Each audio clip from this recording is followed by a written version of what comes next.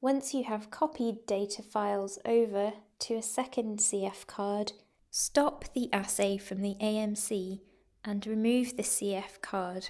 Using a USB card reader, install the card to your laptop or PC and open the folder. Here you will see 4 files associated with each project that you have saved to the card. The files will open in Notepad or similar. The log file, extension .txt or .log, contains details of the project run. It holds a record of operations performed and any errors encountered. Each log entry occupies a single line, beginning with the date and time. Entries are plain text descriptions of events. The log file is useful for checking that assays completed successfully or for identifying any errors. If the message "all results are collected" does not appear before the next step starts, then not enough time has elapsed before requesting a new set of assays, and the data from at least one station has been lost. In this case, you may wish to review the timing on your sequence file. When a project is created, a log file is automatically created. A warning message appears before replacing any existing file. The data file, extension .txt, holds the results for each assay.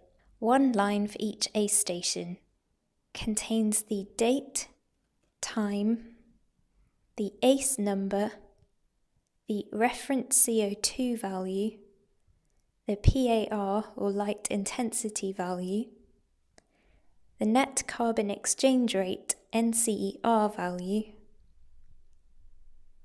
Columns 7 to 12 are for a maximum of 6 connected soil temperature sensors, and columns 13 to 16 for a maximum of 4 connected soil moisture sensors. In column 17, the charging current that the AMC supplies to each ACE station, and finally, the status code. The first character indicates the type of assay, so here it is C for closed mode.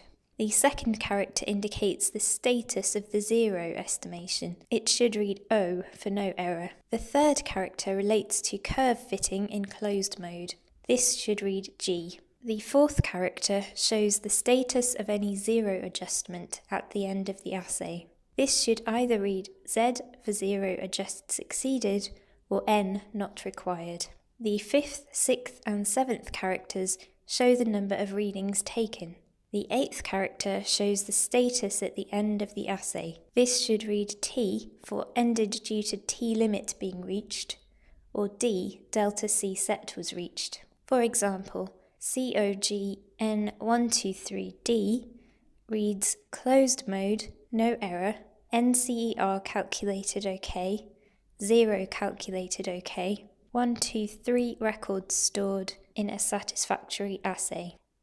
The configuration file, extension .cfg, contains the time and date, the ACE station number, the size of chamber in litres, the T limit value in minutes, the flow rate, the ACE configuration, in this case closed with 0, the chamber diameter in millimetres, the height above the soil surface from the top of the soil collar in centimetres, the delta C set value, and finally the C ambient setting in millimole per metre cubed. The default value here is 16. This is the assumed CO2 reference value.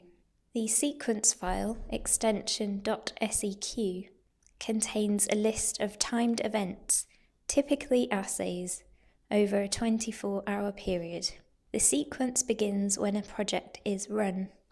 At midnight, the sequence is reset, and the events it holds are repeated on each day. When a new project is created, a valid sequence file must also be created. The software allows a sequence to be edited from scratch or copied from an existing file or project. Sequence files can have a maximum of 99 steps.